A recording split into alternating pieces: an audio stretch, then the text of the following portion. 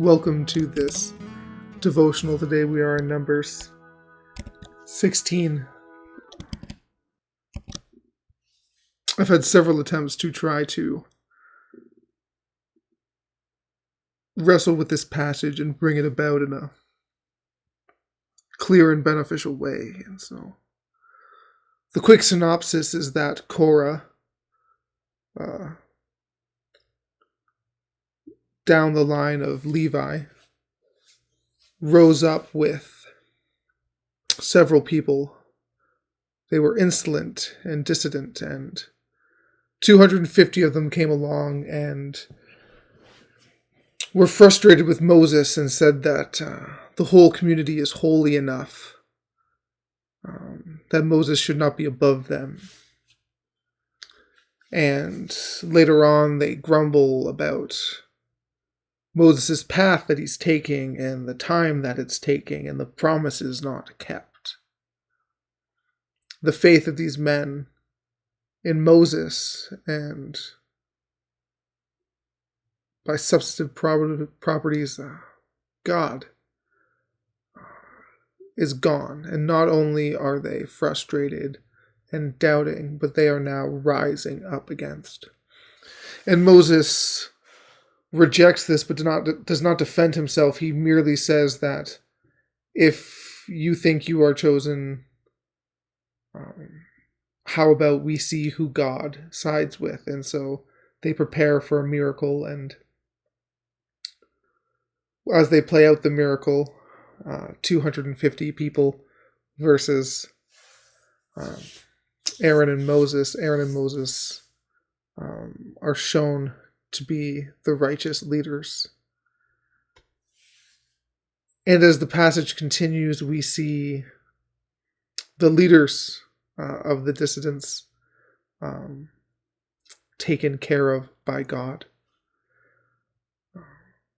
At one point, the land opens up and swallows those dissidents.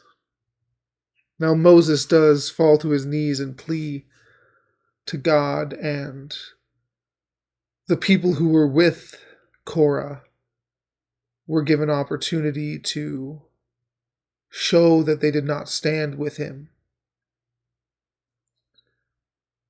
But there was a wickedness, there was disunity, there was mutiny among the people of God against the leadership of God. And it's hard with power distance and struggles and how often power is abused in our world. It's hard for me to not see this as a strong arm, to not see it as a show of force. But God is allowed to show his force. God is allowed to prove who he has placed in leadership. God is allowed to judge.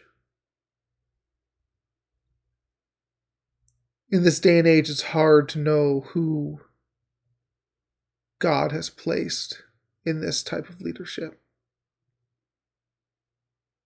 But I know from earnest Christians I've met that even with disagreement and even with frustration, even with doubt, there's a heart desire to never attack God or his children. And so I pray that you would discern how to plea and petition and raise up issue and bring concerns and vision to leadership while not coming up against, not overthrowing, not deciding that we are all holy. Who are you? And so, Lord, I just pray for our hearts. I pray for our minds.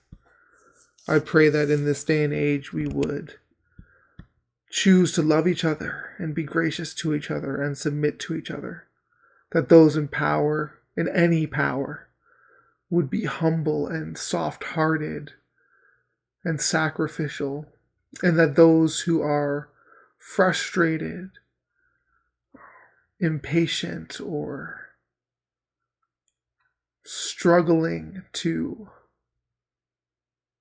see their own worth identified, Lord, that you would give them patience and grace and mercy, and that you would teach both sides how to love one another as you have loved us. May the Lord bless you and keep you.